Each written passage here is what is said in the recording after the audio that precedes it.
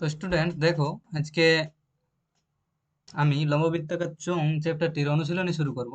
তার আগে দেখো, আমরা এর আগের ক্লাসে করেছি সমগ্র তলের ক্ষেত্রফল, আয়তন, এইসব যে সূত্রগুলো সেগুলো ধরে ধরে প্রত্যেকটা আমরা প্রতিষ্ঠা করেছি। যারা দেখোনি তারা সে ভিডিওটা আগে দেখে এসো প্লেলিস্ট থেকে। তো চলো আজকে আমরা দেখি অঙ্কগুলো।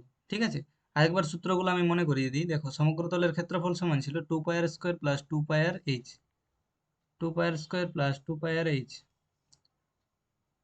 যদি চোঙটা ঢাকনা সমেত হয়। ওকে, আর যদি এক মুখ খোলা হয় তাহলে সূত্রটা হবে πr² প্লাস 2πr/h। কেন হয়, কিভাবে হয়, সব কিছু আগের ক্লাসে আলোচনা করেছি। ওটা দেখে আসো যারা প্রথম এই ভিডিওটা দেখছো। দেখো, তারপর ছিল আয়তন। আয়তন সমান কি বলেছিলাম? ভূমির ক্ষেত্রফল ইন্টু উচ্চতা হয়, অর্থাৎ এক্ষেত্রে πr²h। ভূমির ক্ষেত্রফল πr² এবং উচ্চতা h। আয়তন হবে πr²h। আর এই দুটো, অর্থাৎ এখানে তিনটে সূত্র, এটা একটা, এটা একটা, আর এই সূত্রটা। ঠিক আছে, আপাতত এখন এই সূত্রগুলোই কাজে লাগবে, আর নতুন কিছু সূত্র যেখানে কাজে লাগবে সেখানে আমি সেটা আলোচনা করে দেব। চলো সরাসরি আমরা প্রশ্ন উত্তরে যাচ্ছি। দেখো, কোষে দেখি 8, কোষে দেখি 8-এ রয়েছে একে পাশের চিত্রের ঘনবস্তুটি দেখি এবং নিচের প্রশ্নের উত্তর লিখি। এক নম্বর রয়েছে ছবির ঘনবস্তুটির তল কোটি। এ নিয়ে আমরা পূর্ববর্তী ভিডিওতে আলোচনা করেছি। এই দুটো হচ্ছে সমতল আর এটা একটা বক্রতল। এই যে এই তলটা হচ্ছে একটা পার্শ্বীয় তল বা বক্রতল। ঠিক আছে, তাহলে এখানে আমরা তল কটি আছে? চোঙের তল আছে তিনটি, মোট তিনটি তল। ছবির ঘনবস্তুটির কটি বক্রতল এবং কটি সমতল? দেখো, বক্রতল একটি, একটি বক্রতল, এবং সমতল হচ্ছে দুটি, দুটি বৃত্তাকার সমতল। ওকে, এটাই উত্তর হবে। এরপর দেখো পরবর্তী অঙ্ক 2। 2-এর অঙ্ক রয়েছে আমার বাড়ির 5টি ঘনবস্তুর নাম লিখি যাদের আকার লম্ববৃত্তাকার চোঙ। দেখো, তাহলে তোমরা তোমাদের বাড়িতে বা কোথাও দেখে থাকবে বৃত্তাকার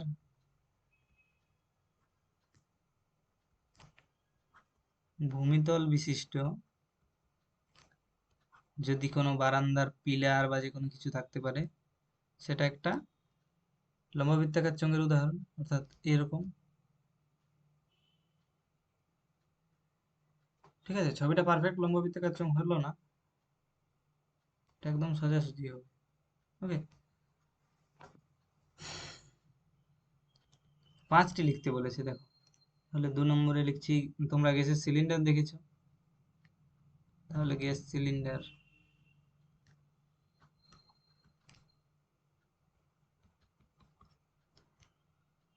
তারপরে টিউবলাইট দেখেছো,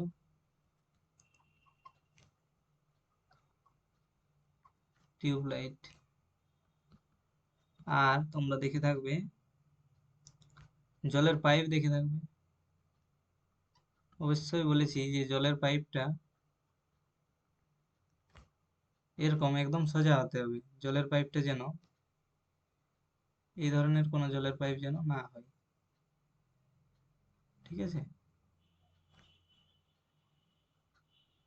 এই ধরনের জলের পাইপ যেন না হয়। জলের পাইপটা একদম স্ট্রেট হতে হবে, এরকম। ওকে, তাহলে কটি হলো? 4টি। আরেকটি হচ্ছে বেলন। ঠিক আছে, তাহলে 5টি হচ্ছে ঘনবস্তু যেগুলো আমাদের বাড়িতে দেখা যায়। এছাড়া অনেক জলের ড্রাম হবে, চাল রাখা ড্রাম হবে, কোনো কৌটো হতে পারে বাড়িতে, রান্নাঘরে দেখতে পাবে তোমরা। এরপর দেখো, পরবর্তী অঙ্ক 3 নম্বরে রয়েছে স্টিলের পাতলা চাদর দিয়ে তৈরি ঢাকনা সমেত একটি ড্রামের ব্যাসের দৈর্ঘ্য 28 সেমি। ড্রামটি তৈরি করতে যদি এত বর্গ সেমি চাদর লাগে তবে ড্রামটির উচ্চতা লেখো। দেখো,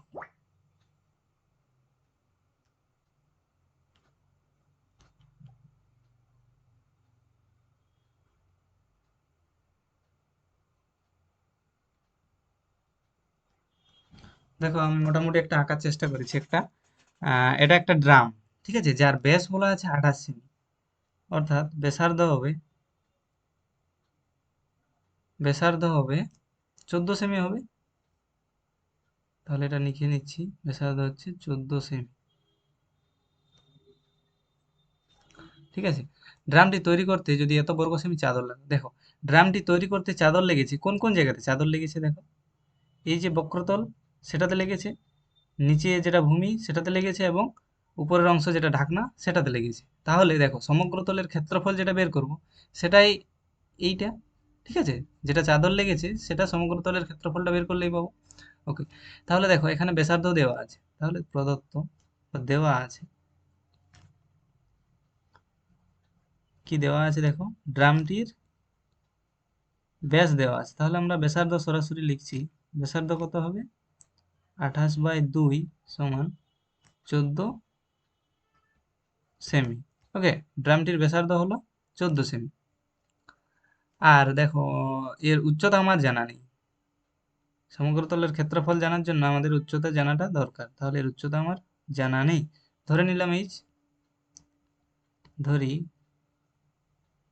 উচ্চতা সমান এইচ সেমি। ঠিক আছে, এখন সমগ্র তলের ক্ষেত্রফল বের করছি, ড্রামটির সমগ্র তলের ক্ষেত্রফল, দেখো সমগ্র তলের ক্ষেত্রফল সমান হবে, কি বলেছি, পাই স্কোয়ার প্লাস পাই স্কোয়ার প্লাস 2 পাই এইচ, অর্থাৎ 2 পাই ইন্টু আর প্লাস এইচ। সূত্রটা তোমরা দেখতে পারো এখানে, দেখো সমগ্র তলের ক্ষেত্রফল হয় 2 পাই ইন্টু আর প্লাস এইচ। ওকে, দেখো 2 পাই ইন্টু আর প্লাস এইচ, যেখানে আর কত 14, দেখো মানগুলো বসাচ্ছি আমি, 2 ইন্টু পাই মানে হচ্ছে 22/7, পায়ের মান হচ্ছে 22/7, ঠিক আছে, এটা আমরা বারবার ব্যবহার করব, তোমরা মুখস্থ করে নেবে, পায়ের মান হবে 22/7।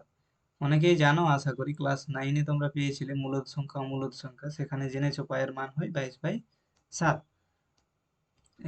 এবং আর এর মান এখানে কত পেয়েছি আমরা, 14 বসাচ্ছি, এখানে হবে 14, এবং এইচ এর মান আমাদের জানা নেই, তাহলে 14 প্লাস এইচ এই আকারে থাক। দেখো 7 দিয়ে এটাকে কাটাকুটি যাচ্ছে, আমি কেটে নিচ্ছি, তাহলে দেখো 88 ইন্টু 14 প্লাস এইচ, এটা পেলাম এত বর্গ সেমি। ওকে, তাহলে দেখো আমরা সমগ্র তলের ক্ষেত্রফল পেলাম এটা, এবং প্রশ্নে বলা আছে যে ড্রামটি তৈরি করতে এত বর্গ সেমি চাদর লেগেছে।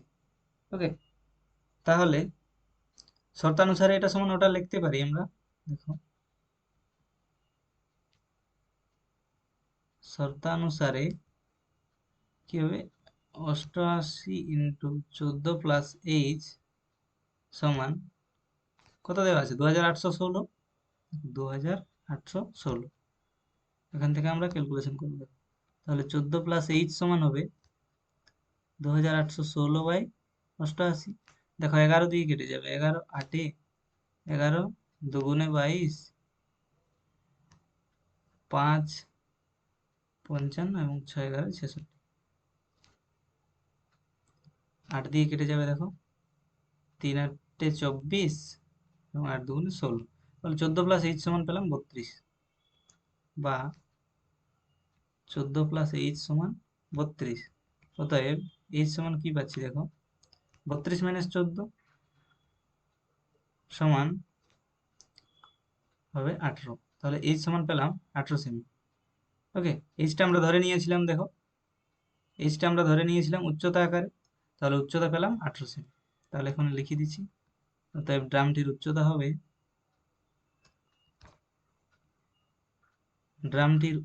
হবে 18 সেন্টিমিটার। বুঝা গেল? এভাবে অঙ্কগুলো আমাদেরকে করতে হবে। দেখো এরপরের অঙ্কে কি রয়েছে, দেখো একটি ঘরের বারান্দায় এত ডেসিমিটার বেসের এবং এত মিটার লম্বা দুটি লম্ববৃত্তাকার পিলার ঢালাই করতে কত ঘন ডেসিমিটার মশলা লাগবে। তাহলে দেখো পিলারটা তৈরি করতে কতটা মশলা মশলা লাগবে, আমি আমাদের যেটা ফান্ডামেন্টাল ক্লাস হয়েছে অর্থাৎ আমাদের যে ফার্স্ট ক্লাস হয়েছে লম্ব বৃত্তাকার চোঙের, সেখানে বলেছি যে আয়তন বলতে বোঝাবে যে ওই ঘনবস্তুটি যদি ফাঁপা হয় তাহলে তার মধ্যে কতটা ম্যাটেরিয়াল ধরবে, ওকে, কতটা উপাদান রাখা যাবে, বা ওই যদি সেটা নিরেট হয় তাহলে সেই ঘনবস্তুটি কতটা ম্যাটেরিয়াল নিয়ে তৈরি, ঠিক আছে, সেটাই হবে তার আয়তন। তাহলে আয়তন বের করলে আমরা বলতে পারবো যে কতটা পরিমাণ মশলা লাগবে ওই পিলারটা ঢালাই করতে বা পিলারটা তৈরি করতে। দেখো এটা কিভাবে করব, আগে ছবিটা আমি আঁকছি, দেখো।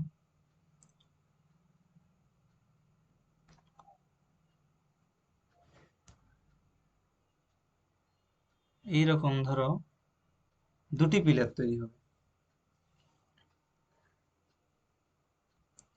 তাহলে দেখো এক্ষেত্রে কি দেওয়া আছে,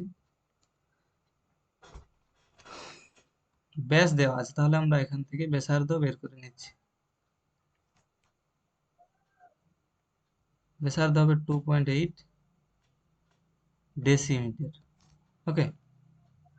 এখানে প্রদত্তটা লিখছি না। ব্যাসার্ধ দেখো 2.8 ডেসিমিটার, এবং লম্বা, পিলারটি কত লম্বা সেটাই হবে উচ্চতা। তাহলে উচ্চতা দেওয়া আছে 2.5 মিটার, কিন্তু আমরা দেখো ডেসিমিটারে নিয়ে যাব, কারণ এখানে আমাদের বলেছে কত ঘন ডেসিমিটার মশলা লাগবে, তাহলে ওই এককে রাখলে ভালো হবে। তাহলে মিটার থেকে আমরা ডেসিমিটারে নিয়ে যাচ্ছি, 2.5 মিটারকে ডেসিমিটারে নিয়ে গেলে 10 দিয়ে গুণ করতে হবে, অর্থাৎ এটা হয়ে যাবে 25 ডেসিমিটার, ওকে। তাহলে ব্যাসার্ধ পেলাম, উচ্চতা পেলাম। ব্যাসার্ধ অর্থাৎ আর, এবং উচ্চতা এইচ, দুটো মানেই দেওয়া রইল। তাহলে আহ আয়তন কত হবে বের করতে পারবো, এটা আর, এটা যদি এইচ হয়, তাহলে দেখো দুটি পিলার বলেছে, তাহলে দুটি পিলারের আয়তন হবে,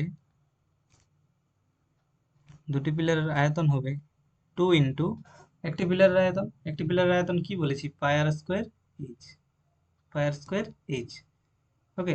তাহলে দেখো 2 ইন্টু পায়ের মান হচ্ছে 22/7 ইন্টু এখানে আর এর মান কত 2.8, তাহলে দেখো 2.8 ইন্টু 2.8 স্কোয়ার আছে তাই, এবং এইচ এর মান হচ্ছে 25,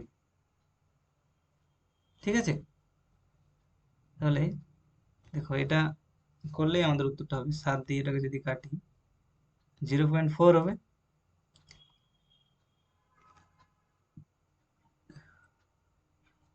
দেখো 25 × 0.4 যদি করি, দেখো তাহলে ওটা হয়ে যাবে 10। তাহলে কি থাকলো, 2 × 22 × 2.8 ইন্টু 25 × 0.4 যদি করি, তাহলে এটা হবে 10, আর 2 × 22 হচ্ছে 44, ইন্টু 2.8 ইন্টু 10 যদি করি তাহলে 28 হবে। তাহলে 44 × 28 কত হচ্ছে, আমি একটু রাফে করছি, দেখো।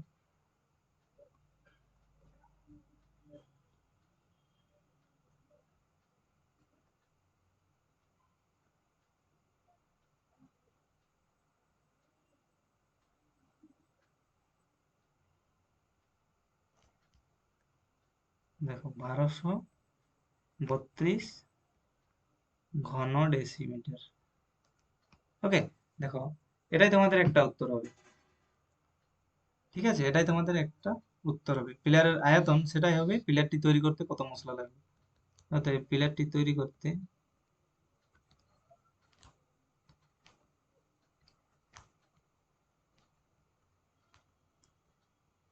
1232 ঘন ডেসিমিটার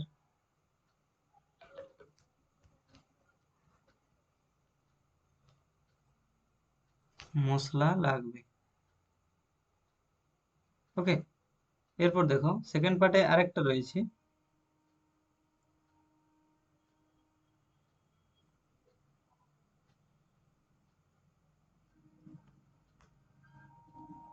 এটা একটা উত্তর হবে। সেকেন্ড পার্টে দেখো কি রয়েছে, প্রতি বর্গ মিটার এত টাকা হিসেবে পিলার দুটি প্লাস্টার করতে কত খরচ হবে। দেখো যেখানে প্লাস্টার করা হবে সেই অংশটা কতটুকু, মানে কোন অংশে প্লাস্টার করা হবে, অবশ্যই তার ক্ষেত্রফল অংশে, বক্রতলের ক্ষেত্রফল অংশে। বোঝা গেছে? উপরের দিকেও করা হবে না, নিচের দিকেও করা হবে না, শুধু পার্শ্বতলটা প্লাস্টার করা হবে। ঠিক তো? কারণ এটা একটা পিলার। ঠিক আছে? এটা তো নিচে আমাদের মাটি থাকছে, মাটি বা ভূমি থাকছে, তাহলে নিচের দিকটাতে প্লাস্টার হবে না, উপরের দিকেও প্লাস্টার হবে না, প্লাস্টার হবে শুধু পার্শ্বতলে। তাহলে পার্শ্বতলের শুধু ক্ষেত্রফল আমরা বের করছি। ঠিক আছে? এবং প্রতি বর্গমিটারে খরচ হয় 125 টাকা, তাহলে অত বর্গমিটারে কত খরচ হবে সেটা বের করলেই হবে। দেখো,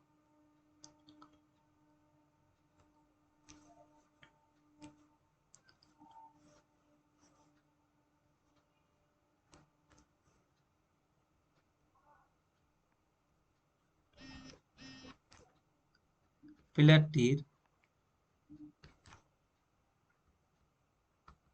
পার্শ্বতলের ক্ষেত্রফল। দেখো, পার্শ্বতলের ক্ষেত্রফল কি বলেছিলাম? পার্শ্বতলের ক্ষেত্রফল হয় 2πr/h। তোমাদের আরেকবার মনে করাই, দেখো এই স্লাইডে আমি নিয়ে যাচ্ছি। এখানে দেখো, এটা পায়ার স্কোয়ার ছিল, ওর উপরের ঢাকনাটা ছিল পায়ার স্কোয়ার, নিচের ভূমি ছিল পায়ার স্কোয়ার। আর যেটা 2πr/h লিখেছিলাম সেটা ছিল পার্শ্বতল বা বক্রতলের ক্ষেত্রফল। কিভাবে পেয়েছি সেটা আমি পুরো ডিটেলসে আলোচনা করেছি। ঠিক আছে? তোমরা আগের ভিডিওটা দেখে নিও। চলো, তাহলে এটা হবে 2πr/h।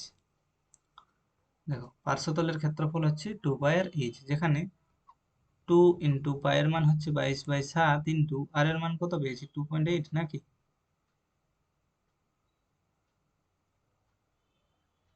হ্যাঁ, আর হচ্ছে 2.8 এবং উচ্চতা হচ্ছে 25।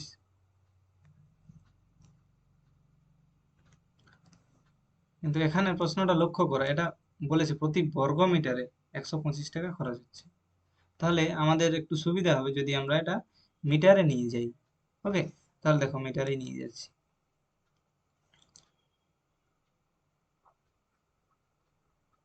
দেখো, ব্যাসার্ধ কত বলা আছে? 2.8 ডেসিমিটার। এটাকে মিটারে নিয়ে যাচ্ছি, তাহলে এই যে 0.28 মিটার। ওকে, আর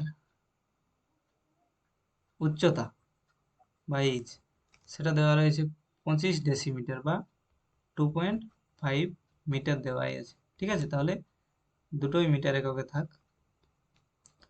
এখন দেখো আমাদের সুবিধা হবে, তাহলে আর এর মান হচ্ছে 0.28 ইন্টু এইচ এর মান হচ্ছে 2.5। ঠিক আছে? এটা হবে পার্শ্বতলের ক্ষেত্রফল। তাহলে দেখো, 7 দিয়ে কাটবে, এটা হবে 0.04। ওকে, 0.04। তাহলে দেখো, গুণটা হবে 22 দুগুণে 44 ইন্টু 2.5 ইন্টু 0.04, এটা হয়ে যাবে 0.1। তাহলে এটা হবে 4.4 বর্গ মিটার। ওকে, তাহলে দেখো, এখানে একটি পিলার আমরা পার্শ্বতলের ক্ষেত্রফল বের করলাম, কিন্তু সেখানে পিলারের সংখ্যা ছিল দুটি, তাহলে দুটি পিলারের মোট পার্শ্বতলের ক্ষেত্রফল হবে, দুটি পিলারের মোট পার্শ্বতলের ক্ষেত্র হবে 2 ইন্টু 4.4, অর্থাৎ 8.8 বর্গ মিটার। ওকে, হবে 8.8 বর্গ মিটার। দেখো, এখন বলা আছে যে প্রতি বর্গ মিটার 125 টাকা খরচ হয়। প্রতি বর্গ মিটার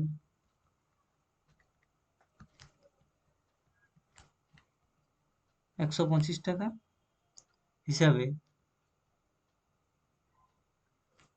পিলার দুটি প্লাস্টার করতে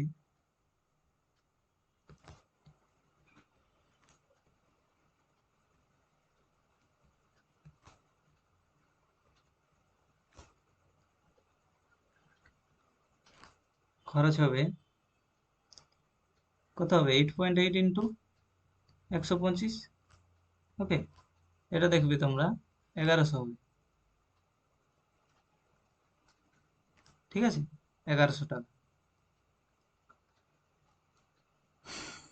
ঠিক আছে?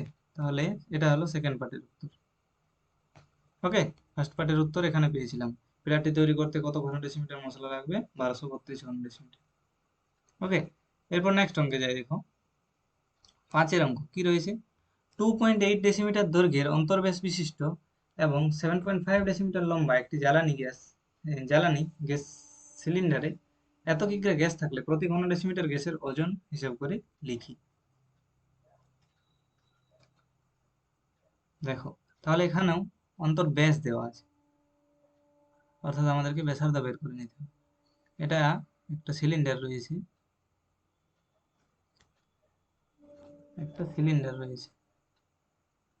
ঠিক আছে, একটা সিলিন্ডার রয়েছে। এই সিলিন্ডারটির অন্তর্ব্যাস, অর্থাৎ দেখো এটা তো একটা লেয়ার আছে অর্থাৎ এর দুটি ব্যাস পাওয়া যাবে, ঠিক আছে। এটা একটু মোটা হবে, তাহলে বাইরের একটা ব্যাস হবে, ভেতরে একটা ব্যাস হবে। তাহলে এখানে অন্তর্ব্যাসটা দেওয়া আছে, আমাদের গ্যাস যেখানে আছে সেটা অন্তর্ব্যাস টা দিয়ে যে একটা চোঙ হচ্ছে সেখানের মধ্যে সেইটাতেই রয়েছে। তাহলে দেখো অন্তর্ব্যাসটা আমাদের এখানে ওটাই কাজে লাগবে। তাহলে অন্তর্ব্যাস বলা আছে 7.5 ডেসিমিটার। তাহলে অন্তর্ব্যাসার্ধ কত হবে?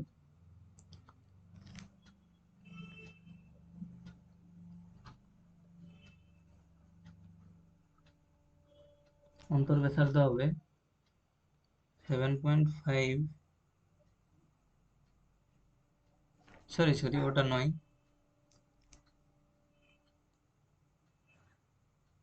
দেখো এখানে অন্তর্ব্যাস দেওয়া আছে 2.8 ডেসিমিটার, তাহলে অন্তর্ব্যাসার্ধ হবে 1.4 ডেসিমিটার, 1.4 ডেসিমিটার, ঠিক আছে।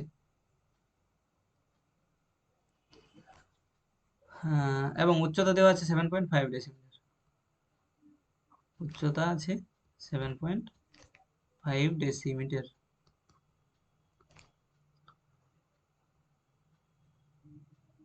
তাহলে এর আমরা আয়তন বের করছি, ঠিক আছে, আয়তন বের করছি। দেখো প্রতি ঘন ডেসিমিটার গ্যাসের ওজন বলেছে, ঘন ডেসিমিটার মানেই আয়তন, তাহলে ওই ইঙ্গিতটা আমাদেরকে বুঝতে হবে যে এখানে আয়তনটা বের করতে হবে।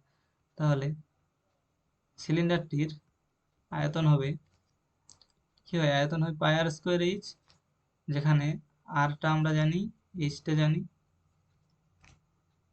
এবং পায়ের মান হয় 22/7, আর হচ্ছে 1.4, 1.4 ইন্টু 1.4 ইন্টু এইচ হচ্ছে 7.5। তাহলে দেখো 7 দিয়ে এটাকে ভাগ করলে হবে 0.2। তাহলে দেখো 0.2 ইন্টু 1.4 ইন্টু 7.5, গুণগুলো করছি, দেখো 22 ইন্টু, এটা 2 করে দিচ্ছি, এটা 14 করে দিচ্ছি, এবং এটা 75 করে দিচ্ছি। তাহলে এটার জন্য একটা 10 হবে, এটার জন্য একটা 10 হবে নিচে, এবং এটার জন্য একটা 10 হবে দশমিককে ওঠানোর জন্য। ওকে, তাহলে দেখো 22 ইন্টু 2 44, 75 ইন্টু 14 দেখো কত হচ্ছে,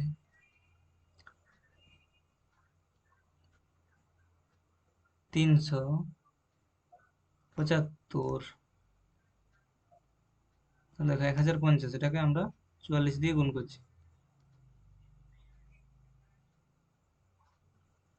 4200 ইন্টু 4200, তাহলে হচ্ছে 0.02664, 46,200। ওকে, 46,200 ডিভাইডেড বাই 1000। তাহলে দেখো 1000 দিয়ে যদি এটাকে ভাগ করা হয় তাহলে হবে 46.2, 46.2 ঘন ডেসিমিটার। ওকে, এখন দেখো প্রতি ঘন ডেসিমিটার গ্যাসের ওজন কত হবে সেটা নির্ণয় করতে বলেছে। তাহলে দেখো 46.2 ঘন ডেসিমিটার গ্যাসের ওজন দেওয়া আছে, এখানে দেখো 15.015 কিগ্রা। ওকে, তাহলে প্রতি ঘন ডেসিমিটার অর্থাৎ 1 ঘন ডেসিমিটারে ওজন কত হবে?